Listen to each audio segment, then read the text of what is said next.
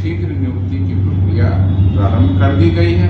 उसकी जो roster clearance और पदों का जो वर्गीकरण होता है वो सारी कार्रवाई की जा रही है। बहुत शीघ्र ही हम लोग इसकी अधियाचना भेज देंगे और उसके बाद आपको पता है कि डीएसपी के पदों पर चयन बीपीएससी के द्वारा, सब इंस्पेक्टर पर चयन बिहार पुलिस अवर सेवा आयोग के द्वारा और कांस्टेबल के पदों पर सिपाही भर्ती सीएसबीसी के द्वारा भर्ती की जाती है। ये सब आयोग अपनी अलग अलग परीक्षाएं लेंगे, अलग अलग जो तरीके हैं उसके आधार पर वो नियुक्ति की कार्रवाई की जाएगी। ये मैं आपको सूचना इसलिए दे रहा हूँ कि जो केंद्र सरकार के आंकड़े हैं वो पुराने थे।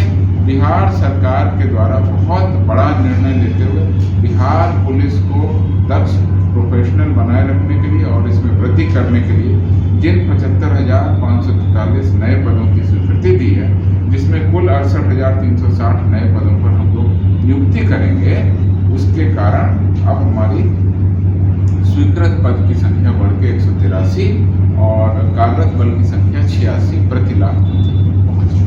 अनुपात के लिए 20,937 पदों पर, ईआरएसएस फेज 2 के लिए 1,829 पदों पर और ईआरएसएस फेज 1 के लिए 887 पदों पर।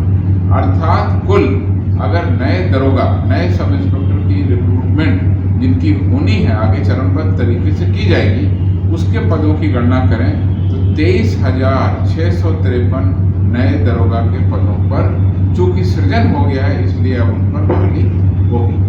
इसी तरह से कांस्टेबल के पदों को लेते हैं तो जनसंख्या अनुपात के लिए 22,010, ईआरएसएस फेज 2 के लिए 9,992 और ईआरएसएस फेज 1 के लिए 3,772।